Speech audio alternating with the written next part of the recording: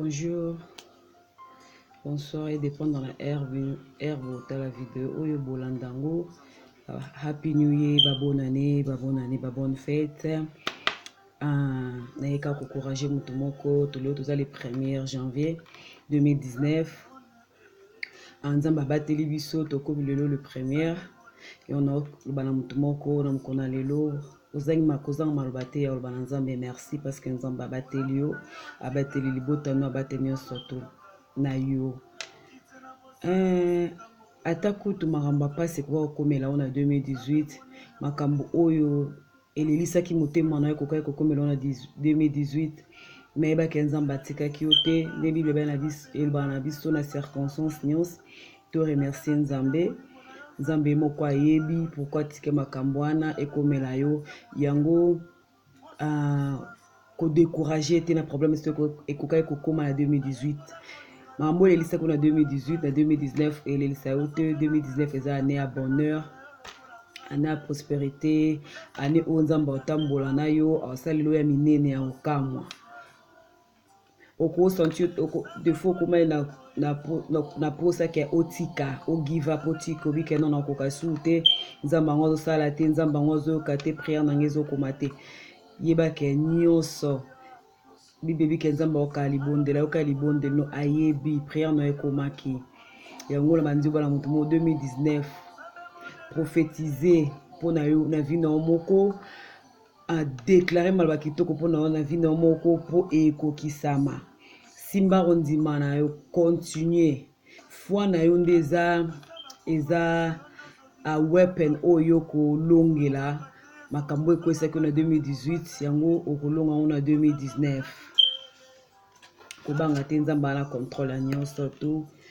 nzamba na contrôle ya nyonso tu nzamba biposo motema na yo courage continuer kotika te mutu mona bale na butu na lelo place oza olanda video oyo na moi na butu partout ozali yeba ke nzambe aza malamu, nzamba abomoi, nzamba na bomoi, nzamba atika biso te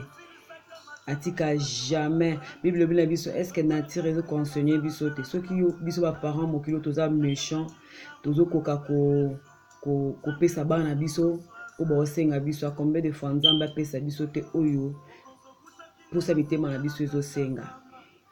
omoni mutoko mato lembi tokasi nzamba oka biso te nzamba ayebi yo mutoko ovandi na chambre na ozolela ayebi yo muto ozoba nzambe na kasi 2018 na senga kilo kwana ndene ekokisami te na monde ti nzamba alinganga te na monde ti nzambe atika ayoka libondeli na nga te. Jean 3:16 ezoloba ntango alingai mwana ye mingi apesaki alingai mokili mingi apesaka mwana moko po nini oba ondimela ye bazala sauvé comme yo ndimela Yesu oza sauvé. Problème wana nzamba na contrôle nango na suki wana na okemula ite na ngaka kena courage mutu moko problème ekuma na ndako na yo liwe kotaki na libota na yo maladie ekotaki likambo wana pe kuna ekotaki na ndako na yo mais yeba ke nzamba permetaki yango avec raison pe aotika yo te elo kwa Job aperdaki nyonso mais na suka azwaki x7 oyo aperdaki. Job ayebaki nzambe mais makambo amonaki elekaki azwaki liboso alobaki nini na yo kao na sango lelo na moni yo na 2019 yo lobaka no na yo ka nzambe na sango lelo na moni.